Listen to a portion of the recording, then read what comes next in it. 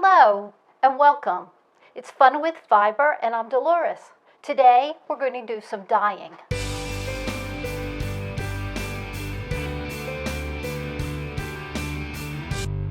I've got all the supplies I need to mix some dry dye into solution. I'm using both Dharma fiber reactive dyes and Pro Chemical and Dye MX dyes. So they're very similar, just made by two different companies. I am dyeing flax today, so that's why I chose the fiber reactive dyes and not an acid dye. The two processes are totally different, and I'll explain each in a future video when I'm doing acid dyes. But today we're going to concentrate on the reactive Procyon MX dyes. I'm going to be dyeing flax top today. And this is just a sample of the flax before I am dyeing it. It's about a 3 to 4 inch staple. And I'll tell you more about flax and its history in just a little bit. So I took this flax, put it in a container, and soaked it overnight in water with some soda ash. I wanted to make sure that the flax was thoroughly wet before I started to dye. The soda ash is going to act as a mordant on the fiber. I now have my gloves and my mask on, and I'm ready to start mixing the dyes. I start with a bottle. I put the color that I'm using on, how much of it, whether or not I'm using urea, and the date.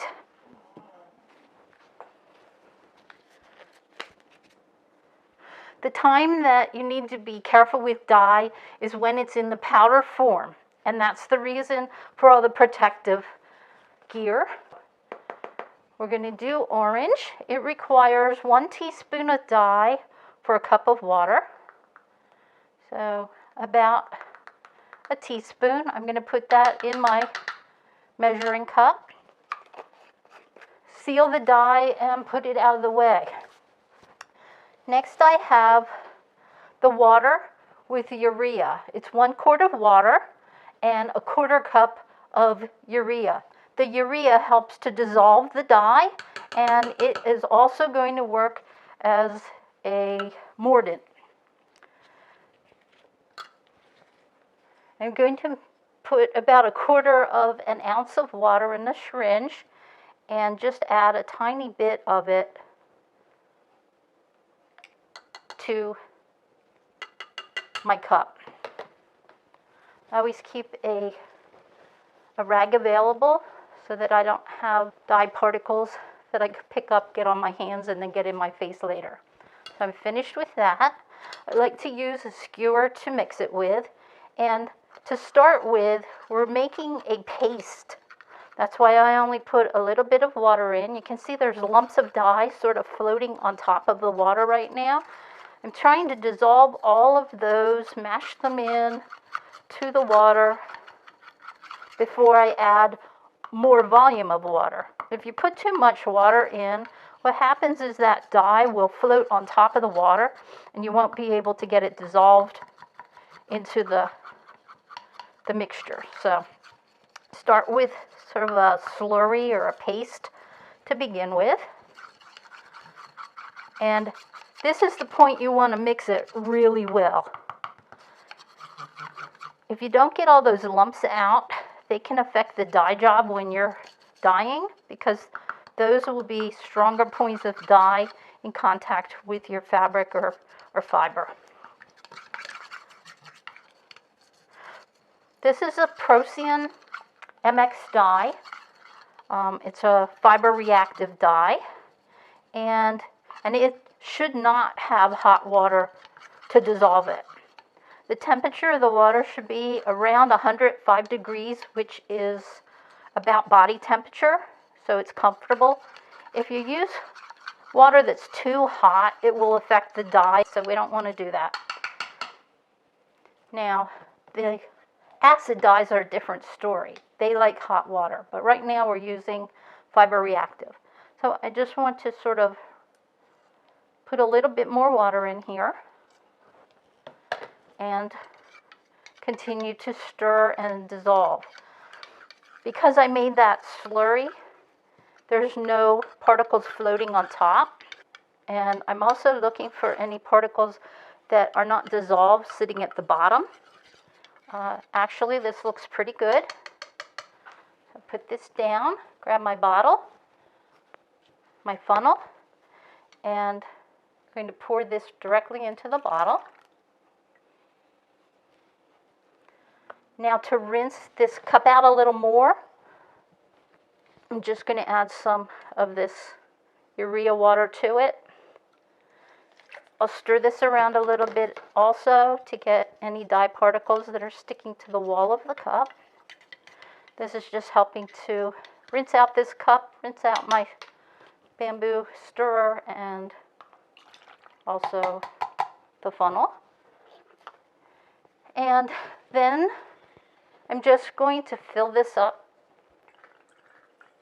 Each bottle holds about one cup of water, so it's the perfect amount for the dye.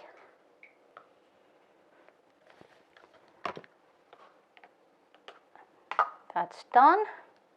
I like to fill the bottle not quite full. That gives me a little bit of room to shake it. You want to make sure that these little red caps are on your top well and that you get this seated and screwed down nice and tight. Whenever you're shaking the bottle, make sure to hold the top and give it a little shake. This is comb top flax. It's the shorter pieces of flax that they get when they are processing the longer pieces. And it comes from Belgium. So that is what the flax looks like prior to dyeing. What I did was to soak the flax roving in soda ash water overnight. That way the flax is thoroughly saturated and it's got the soda ash to help the dye process. Because soda ash is caustic, I still have my gloves on, and all I want to do is to press out the majority of the water. I'm trying to handle this gently because it is combed and ready for spinning. I don't want to tangle it and mess it up so that it needs to be combed again. The flax does smell. Actually, I think it smells worse than raw wool. So I'm going to dump this in the sink. And the next thing I'm going to do is to stretch out some saran wrap. Probably should have a larger table for this, but I'm going to apply the dye to the fabric, wrap it up, and then let it sit.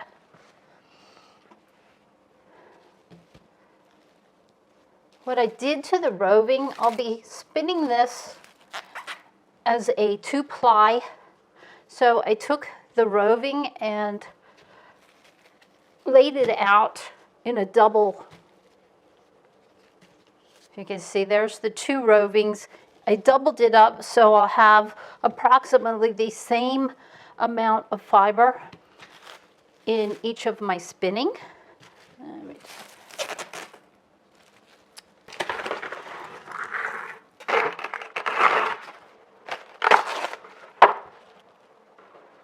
So this is the end where it was folded over. I'm going to take it and lay it out on the plastic wrap.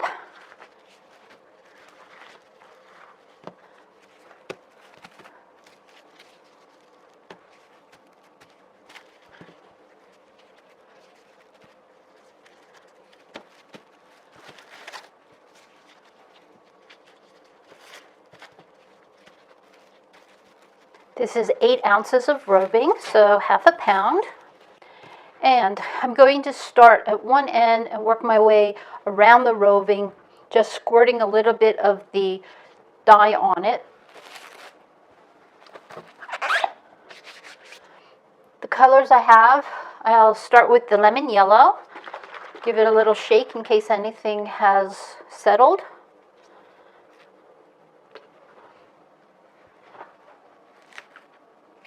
And we'll just add a little bit of dye to the roving. I'm going to add them in maybe like 18-inch lengths here.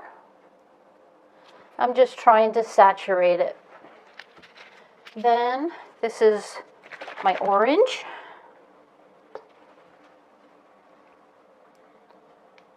Same thing, about 18 inches.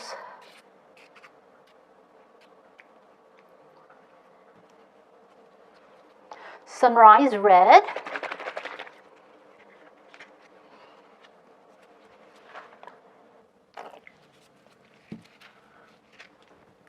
This is coral.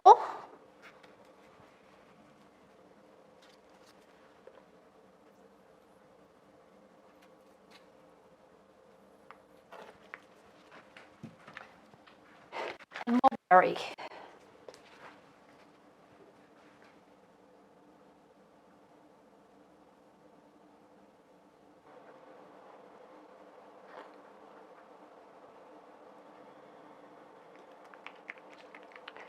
You're only estimating how much dye it takes to soak the fiber. So there's never a predictable outcome of this type of dyeing. But I'm going to reverse it now and go back through the colors rather than starting with the yellow against the mulberry. I'm going to go back to coral.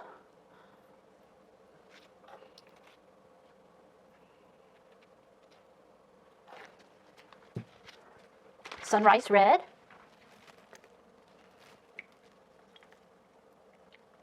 I find I usually add too much dye to the fabric, but say it's all an experiment.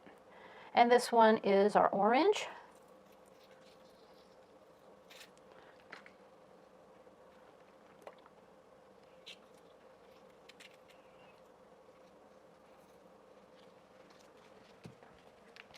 And back to yellow.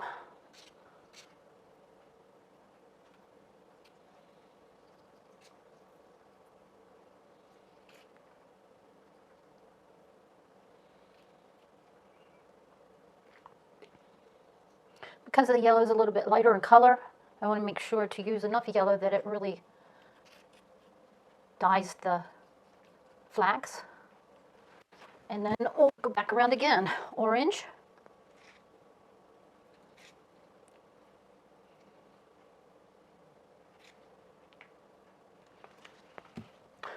Sunrise red.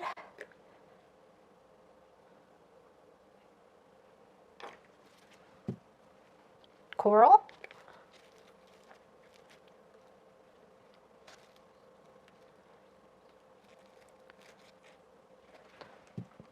And mulberry.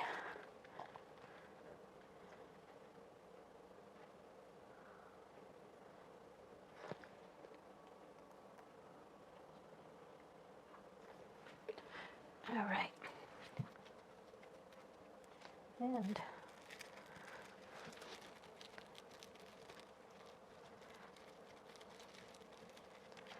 see where it's twisted? There's no dye in that. I'm going to go back and add more of the coral in here.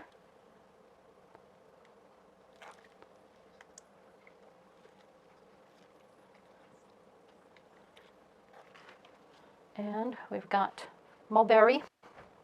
So these two are coral. I'll add more coral in here and on this one.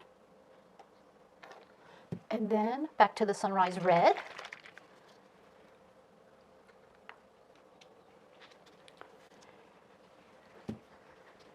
And that's it. I'm going to take this roving and roll it up in the saran wrap.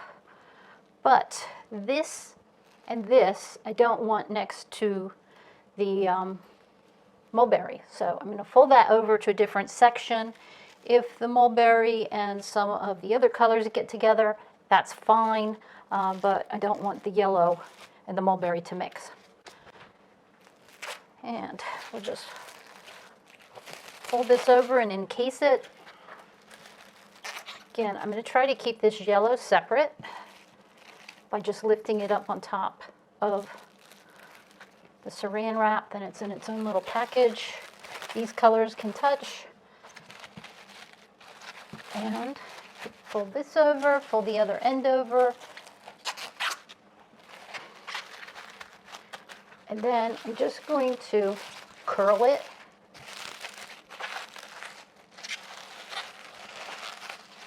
And put it in a plastic bag. This is a cold method of dyeing, so I don't need to be having it on a stove and cooking it. We're going to put this in a bag, and it's suggested that the temperature be around 80 to 85 degrees, and let it sit for 4 to 24 hours. The linen is not going to absorb the colors the way something like a cotton or silk would, because it had a darker color to begin with. The colors are going to be more muted, so I'm prepared for that. But I do want the dye to sit long enough that it's really penetrated into the linen. So I'll put this away, clean all this up, and we'll check back again tomorrow to see how we've done. History of flax and linen. The earliest evidence of humans using wild flax is 30,000 years ago. The Egyptians have documented using flax on the walls of the tombs in Egypt. Linen cloth is made from flax, which the Egyptians grew along the banks of the Nile River. They usually planted their flax very close together so that it would grow very tall. There is evidence that they wove the linen as fine as 540 ends per inch. The flax plants. Flax is a very fast-growing crop. It prefers a cool, moist environment. About 5 weeks after it blooms, the plant is harvested. To do this, they pull it instead of cutting it. At that point, it is brittle enough that it breaks right at ground level, and that gives them the longest fiber structure. After harvesting, the flax is laid in a field for about 2 weeks. This allows dew and rain to rot away the fleshy parts of the plant. This process is called retting. After it's retted, it's collected and let dry, and then it's hackled or coned to prepare it for spinning. Processing the flax. Almost every part of the flax is used. The seeds are collected for planting the following year. They're also used for linseed oil. The roots and other particles from retting lay in the field, and those are there to help enrich the soil. The short tow fibers are separated from the long line linen. The line linen is the most desirable for fabrics. The tow linen is used for things like paper for currency, twine, and other rougher fabrics. Because this is a roving, I don't want to move it around a whole lot. I have cold water, and I can see quite a bit of dye is coming off.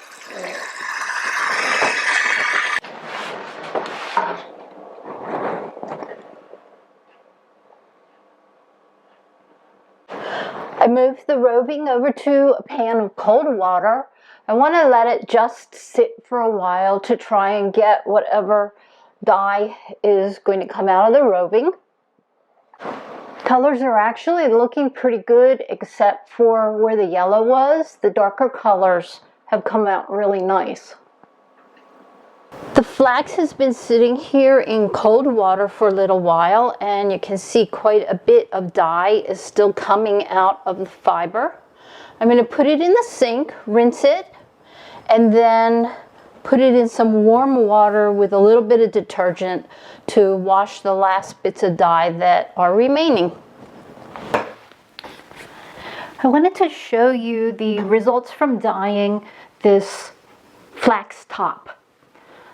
We started out with this, and then I dyed it, and when I dyed it, the fibers became compacted. It's very stiff. It almost stands out by itself, and it's difficult to draft. It's really tight. So I thought I would try steaming it to see if that could revive the fibers. And steaming it definitely made it more limp, but the fibers are still sort of compacted together and do not draft easily. The reason for that, flax has no elasticity. not like a wool that has all the crimps, so it's just not springy to begin with. To spin this, flax in a mill is usually spun wet. So I'm going to try wetting a piece of this. And what I'm going to do before I do anything with it is to just break it up a little. It seems that when I just go through and separate it a little bit, all of a sudden it's easily drafted. So we're going to do that. Now, as you can see, the dye only penetrated certain areas of the flax. And that's why I wanted to do it while it was in this form before it was spun, because when I spin it, it'll give a nice depth to the color as it's being spun. So let's just take a small piece, wet it, then we'll take a small piece and leave it dry and see which one is easier to spin. So I'll meet you at the spinning wheel.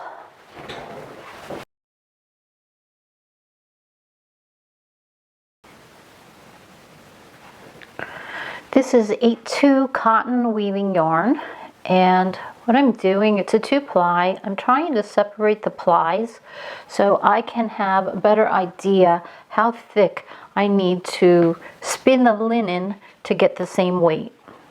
So looking at our gauge here, it's close to 80 wraps per inch. So that's pretty thin. I want a 2-ply yarn approximately this size because I want to use the linen to weave kitchen towels. I just started spinning. This is the dry linen, and I just want to get a good leader started and just get a feel for it. And I'm going to have to do quite a bit thinner than I was spinning before. Then as I spin this, I need to determine how many twists per inch I need and just get a feel for the draft of it.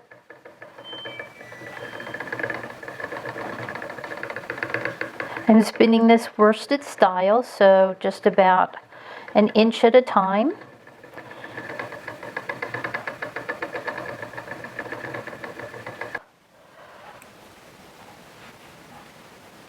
You can see how stiff this is, which is typical for linen. And let's just take a look here. My plied linen is right around 20 ends per inch, and I want it to be about 25 when it's plied, so I need to go just a little bit thinner. One thing about linen, it is always stiff when it's new. So a linen fabric, when you're finished weaving it, you need to wash it several times and even mangle it if you can to make it much more soft and absorbent.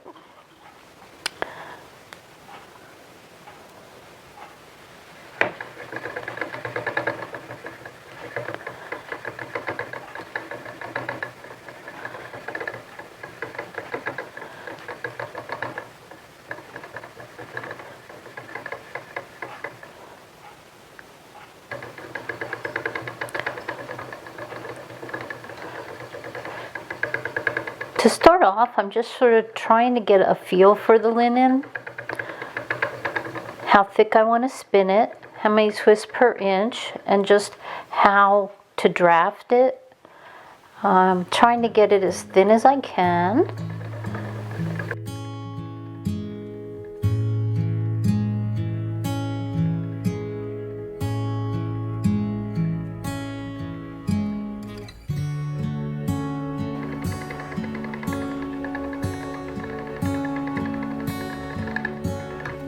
This is the comb top that I've now wet, and I need to do the same thing, just sort of pull it apart a little bit. And I'm going to just draft it slightly. It is catching. And we'll see how we do with it while it's wet.